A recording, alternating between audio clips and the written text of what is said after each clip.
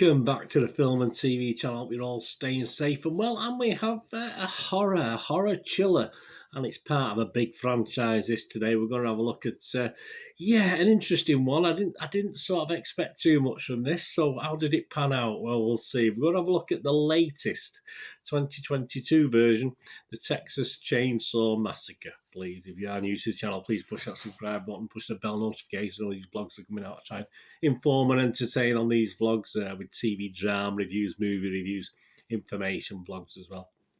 Please check out my Manchester Citizen channel as well, if that's any interest, or you know somebody might be interested. Please point in my direction. I'll be grateful for that. Please, all thumbs up. Trying to get at least 10 on these film and TV reviews, so you give us a little thumbs up, guys. Make an old man very, very happy. Yes, horror thriller. It's classed as chiller thriller, I would probably say. 81 minutes. It's a slasher movie, let's be honest about it. A slasher film. Simple as that. 81 minutes. That's okay. That's okay. I don't like these films to be too long. Unfortunately, this wasn't too long, so I didn't have a lot of time to dislike it, or did I like it? Well, we'll see. 18 certificate, of course it is. I mean, I can't understand anything other than an 18 certificate here in the UK for this one. Directed by David Blue Garcia. Screenplay by Chris Thomas Devlin. An original story. It didn't take long to write this story, I don't think. Co-written by Fede Alvarez and Rodo Sayaguez, or Sayaguez, I don't know how you pronounce that, my apologies, Sayagues. The film, of course, is a sequel to the 1974 Texas Chainsaw Massacre, and the ninth instalment of the Texas Chainsaw Massacre franchise, picking up several decades after the original film. Yes, so it's knocking on a bit. We'll talk about that in a minute.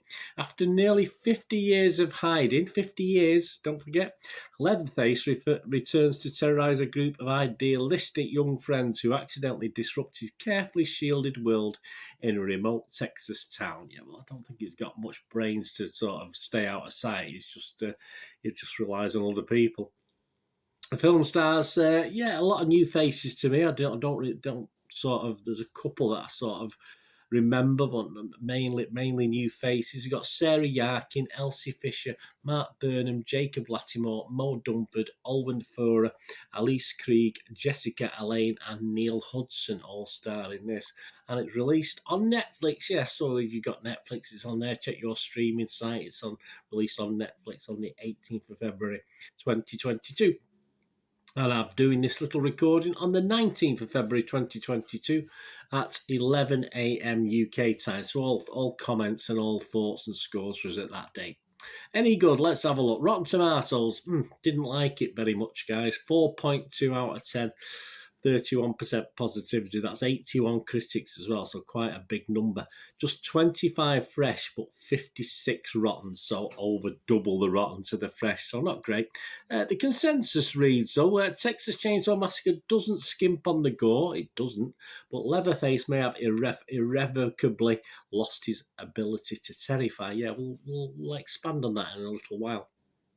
The audience, what about the audience? You don't always agree with the critics, do they?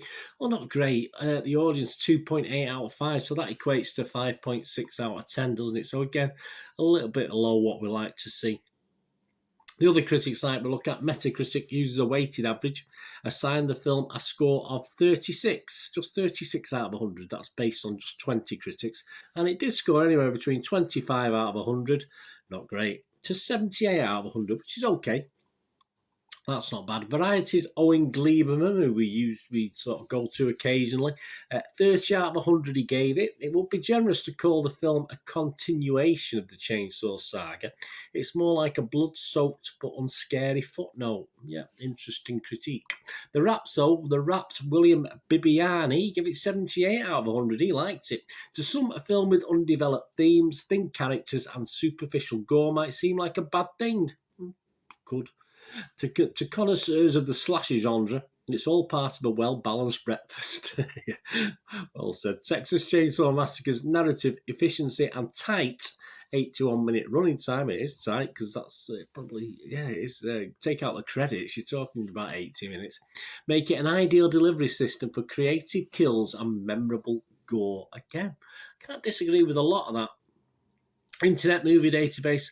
5.2 out of 10. Not great. 5.2 out of 10. So well below the 6 out of 10 I like to see. 8,633 scores and reviews left. I've ignored the 10 out of 10s, which there are a few. I've ignored the 1 out of 10s, which there are a few. 3,716 people scored it between 6 and 9, and 3,580, so quite close. Not a lot in it. Scored it between 2 and 5. So just in the positive, if you like, about 52%, which ties in with 5.2 out of 10. Oh, it doesn't always do that, but it does in this case. Right, my thoughts. Within the constraints, and they are constraints, of an 80-minute film, it actually felt a little bit rushed. There were certain things in it I wouldn't have minded exploring a little more, being told a little bit more about. The body count is high, no doubt about that, but perhaps could have had a few less bodies and actually cared a little bit more as to whether 1 or 2 survived or not. I think that was the big problem with this for me. I like to invest in characters, whether they're going to be bumped off or they're not going to be bumped off.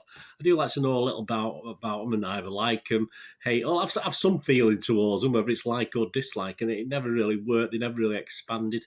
Even characters who previously been in this, there's no great detail on it, and you just have to sort of cast your mind back and think, oh, do I remember this person? I mean, perhaps just show some flashbacks. If it's part of the franchise, you must be allowed to do it. But hey, don't think like that. Do this sort of thing. Leatherface, of course, this is almost 50 years or 50 years-ish in the future. Would have to be in his 70s now, surely. I mean, he's certainly in his 20s, wasn't he? He wasn't a nipper, was he, in the original, in the 1974 version? He wasn't a young man. So, I mean, he has to be in his 70s. So someone in his 70s, he moves pretty well, to be honest with you. Oh, God, I hope I do anyway. I hope I wield a chainsaw as well as that in my 70s, that's for sure. And if you take away the Texas Chainsaw linkage, which is what it's called, that's what it is. It's the 9th film in the franchise. This possibly, if you ignore that, just say set this bar quite low. If you ignore that, it really stacks up as a pretty good B-movie slasher film. I think the budget's not. I didn't see an official budget. I think about $20 million, which isn't a lot these days, is it? I mean, that is a B-movie budget, if you like. So if you ignore the context of Texas Chainsaw Massacre, it does stack up as an okay slasher film, and that's basically what we're getting here. We're not getting anything too complicated. Plenty of gore, as mentioned in the critique before, so if that's your thing, but it does lack intention. It does lack of edge of seat rush, where you do have odd scenes where someone's hiding, but it doesn't really grab you, as I say, probably because you don't really care about the characters, and probably because it doesn't last long enough. It's all done very, very quickly. So, say, plenty of gore, but a lot of atmosphere lost, a lot of tension lost, if you like, in it.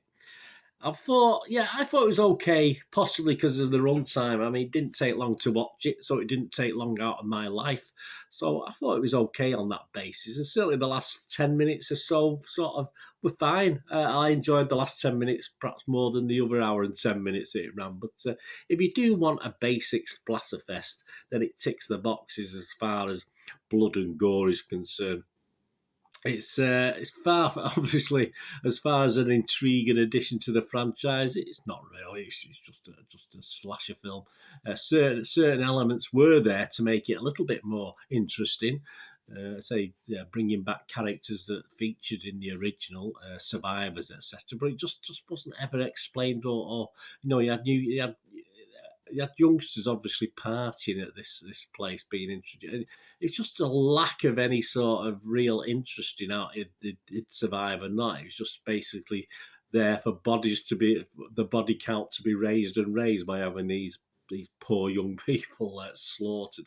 There are a couple of comedic elements in it, dark comedy, if you like, which are okay, that made me smile. But it did lack. You say it had a lot of ability to sort of increase the interest for me from a plot's point of view, but it wasn't too worried about plot, to be honest with you. So I did set my expectations fairly low before watching this. I suggest you do the same if you want to watch this and just accept that it's a basic splatterfest, and that's all there is to it. And I did enjoy it because I did set my expectations low, but I'm not going to mark it anything fantastic. I'm going to give it my sat on the fence, splinters in the bum mark of 5.5 out of 10, which I give stuff that I know a lot of people won't like. There'll be a lot of people ripping into this, but for what it was for 80 minutes of my life, I'll take it. It was okay. It was fine. And I don't mind the odd bit of blood and gore, even though obviously I'd like to see a bit more, what's the word, creativity perhaps in my deaths of people, but it is what it is. Anyway, let me know what you think, guys, if you get to watch this. As I say, it's now streaming on Netflix here in the UK. That's at the 19th of February, 2022. Anyway, thanks for watching. Have a good day, rest of the day. Have a great one. Look after yourselves, look after your friends, look after your families. More importantly, let's all look after each other. For me here again on the Film and TV channel. I only ask one thing, don't I? I just keep away from him with the chainsaw, that's for sure. At 70 odd, he could be going into his 80s and 90s, this guy. Keep away from him. Please stay safe, everyone. Thanks for watching. Bye for now.